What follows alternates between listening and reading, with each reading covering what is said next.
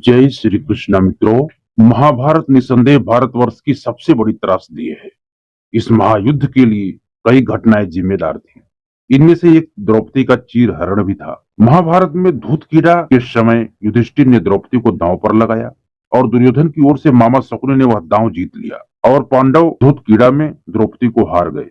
दुर्योधन के आदेश पर दुशासन द्रौपदी को बालों से पकड़कर घसीटते हुए हस्तिनापुर की कुरु राजसभा में लाया। दुर्योधन ने दुशासन से कहा, हे दुशासन, द्रौपदी को मैंने जुए में जीत लिया है, इसलिए अब यह हमारी दासी है। इसे घसीटते हुए लाओ और मेरी जांघ पर बैठा दो। जब भरी कुरुसभा में द्रौपदी का अपमान हो रहा था, तब भीष्म पितामह, द्रोणाचार्य और विदुर जैसे न्यायकर्ता और महान लोग भी बैठे थे, लेकिन वह सिर्फ मुंह झुकाए और मौन थे। सभा में बैठे विकर्ण ने द्रौपदी के अपमान का विरोध किया, जिस पर अंगराज कर्ण ने कहा है, कुरुवंश के पुत्र, देवताओं ने यह आदेश दिया है कि स्त्री का केवल एक ही पति होना चाहिए, लेकिन इस द्रौपदी के कई पति हैं, इसलिए यह निश्चित है कि यह एक वेश्या है। मेरा विचार है कि उसे एक ही वस्त्र में, यहाँ तक नग्न अवस्था में भी सभा में लाया जाने पर कोई पाप नहीं है। धर्म के अनुसार दुर्योधन ने पांडवों के पास मौजूद सभी धन जीत लिया है, जिसमें पांडव और राज्य द्रौपदी भी शामिल है। हे दुशासन, पांडवों और द्रौपदी के वस्त्र उतार ले। यह सुनकर दुर्योधन ने द्रौपदी के वस्त्र उतारकर उसे नग्न करने का आदेश दिया।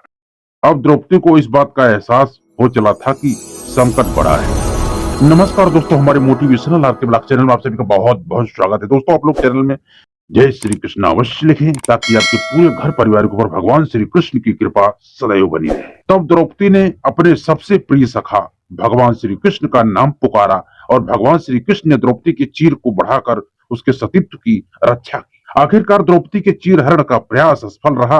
अपमान और क्रोध की अग्नि में जलती द्रौपदी की श्राप से भयभीत कुरु राजसभा थर थर कांप उठा। राजमाता गांधारी के रुदन की समक्ष द्रौपदी का कुछ स्वर धीमा पड़ा और वह सर झुकाए खड़े अपने पांचों पतियों के साथ 12 वर्ष के वनवास पर निकल पड़ी। जाने से पूर्व उसने कायर कुरु राजकुमार दुर्योधन और दुशासन और सूतपुत्र कर्ण की ओर देखा। दुर्योधन और दुशासन के चेहरों पर विजय मुस्कान थी, परंतु सूतपुत्र कर्ण का चेहरा झुका हुआ था। वनवास का 1 माह गुजर चुका था, परंतु क्रोध और अपमान में जलती द्रौपदी के आंसू निरंतर बह रहे थे। पांडव भोजन के प्रबंध हेतु दूर जंगल में कहीं निकल चुके थे। द्रौपदी भोजन के प्रबंध के लिए गागर लिए सकरी पगडंडी से चलते हुए चौड़े मार्ग पर निकल आई थी। मार्ग से आ रहे एक रथ को देखकर वह चौंक उठी, परंतु वह अपनी सामान्य चाल से चलती रही। आने वाला रथ उसके सामने आकर रुक गया और रथ सवार रथ से उतर करके जब उसके समक्ष आया तो द्रौपदी क्रोध से भर उठी, क्योंकि वह रथ सवार कोई और नहीं बल्कि सूतपुत्र कर्ण था। द्रौपदी को देख कर्ण द्रौपदी से झुककर प्रणाम किया। तब द्रौपदी क्रोध में भरकर बोली, मुझे एक सूतपुत्र कर्ण का प्रणाम स्वीकार नहीं है। तू इस वन में क्यों आया है? क्या तुझे तेरे प्राणों का भय नहीं है? मेरे पति तुम्हें देखते ही मार डालेंगे। द्रौपदी क्रोधित स्वर में आगे बढ़ते हुए बोली। उसे मार्ग पर खड़े होकर उस सूतपुत्र के किसी प्रकार का वार्तालाप स्वीकार नहीं था। कर्ण ने कहा, देवी, मैं कोई युद्ध करने नहीं आया हूं। मैं तो एक नारी के प्रति बोले गए शब्दों से शर्मिंदा हूं और आपसे क्षमा मांगने यहाँ आया हूं। कर्ण के शब्दों में पश्चाताप था मित्रों। इस पर द्रौपदी ने कहा, हे मूर्ख, क्या तुझे पता नहीं है कि सबसे गंभीर घाव शब्दों के ही होते हैं? मैं तेरे शब्दों से घायल हूं। सूतपुत्र, तू क्षमा के योग्य नहीं है। बिना कर्ण की तरफ देखे द्रौपदी अपने मार्ग पर बढ़ती रही। कर्ण विकल स्वर में बोला, देवी, मैं पश्चाताप की अग्नि में जल रहा हूं।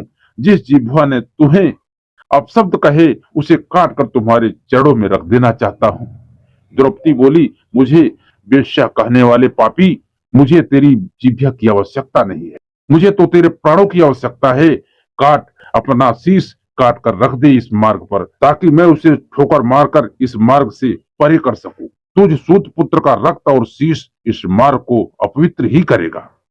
कर्ण शांत शब्दों में बोला, हे पांचाली, आपका कथन सत्य है। मेरे द्वारा किए गए अपराध का दंड तो मृत्यु दंड ही है, परंतु मैं अपने प्राण युवराज दुर्योधन को अर्पित कर चुका हूं, इसीलिए अब इन प्राणों पर मेरा कोई अधिकार नहीं है। अन्यथा अब तक मेरा कटा शीश इस धरा पर पड़ा होता।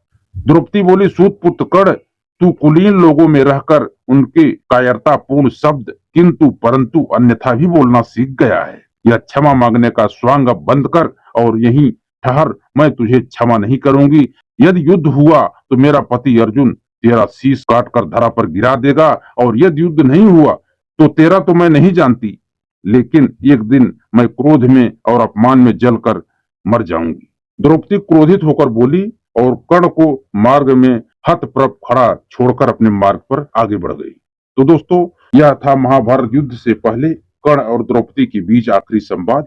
आशा करता हूं दोस्तों वीडियो आपको अच्छा लगा होगा। यदि वीडियो आपको अच्छा लगा हो दोस्तों, हमारी वीडियो को एक लाइक कर देना, और चैनल में यदि आप लोग नए हैं तो चैनल को सब्सक्राइब करके बेल आइकन को जरूर प्रेस करें, ताकि हमारी वीडियो हमेशा आपको ऐसा मिलता रहे। तो मिलते हैं दोस्तों अगले वीडियो में। जय श्री कृष्ण मित्रों।